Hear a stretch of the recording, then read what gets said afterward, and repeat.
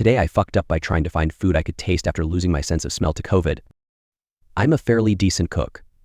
I worked in the restaurant industry for 20 years in every role from dishwasher to line cook to restaurant manager, in anywhere from dives to award-winning restaurants.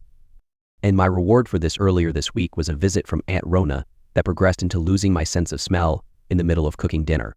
I can't smell a thing, believe me, I've tried. This also means I can't taste a thing. I decided to test this more thoroughly throughout the day. I can't smell my cologne directly out of the bottle, so I tried experimenting with different foods. I now know that I can detect foods rather than taste them. I know when something is salty, I can tell if it is bitter. I am aware of umami. I can still get a dull response from sour, and spicy works just fine. I have no idea if something is sweet, but these are senses, not true flavors. I started this morning with some leftover salmon patties that had been fried in lard with a side of Dijon mustard. Nothing. Less than the night before, as a matter of fact. It may as well have been prison loaf. Later, I had a small, cold, cheddar cheese sandwich on white bread. I knew what I was eating and could feel the sharpness of the cheese, but still no flavor. So I decided to ramp it up a notch. Totino's pizza rolls with yellow bird habanero sauce and limeade. It had less flavor than cardboard, despite that being a probable ingredient in 2024. It felt a little like being a 3-year-old at the poker table eating the chips. Mere rectangles of food-like substance in a spicy nothing with tart, cold neutrality. This is what I would liken to the peak of a bad shroom trip. It seemed to be the height of danger from which I would step down. Later, I wanted a snack and didn't want to chance spending half of tomorrow on the toilet at work. After telling my boss to fuck off while drunk as hell, and then calling in with COVID at 2 a.m. and taking the next 4 days off. So I decided the lava pouches would be a bad idea.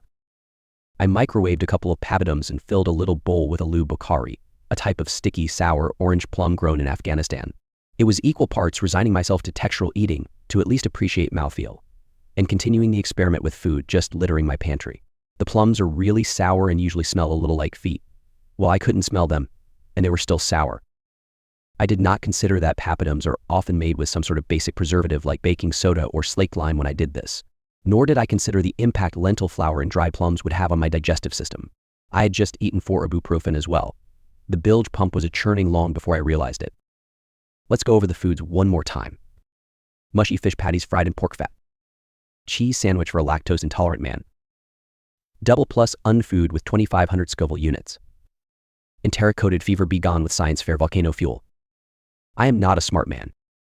First there was a rumble, killers in the jungle. I know that sound well. Then I got a bit of a seasick feeling that was like half illness, half drugs. And then I threw the blanket across the room and desperately grabbed at my Nintendo Switch, running 10 feet to the toilet, where I spent the next hour and a half cleansing my filthy temple of a body of every burnt sacrifice it had ever been offered. The entire week of Sukkot reoted against this unholy porcelain in protest to pork. A simple British buddy came out of my baddie sideways.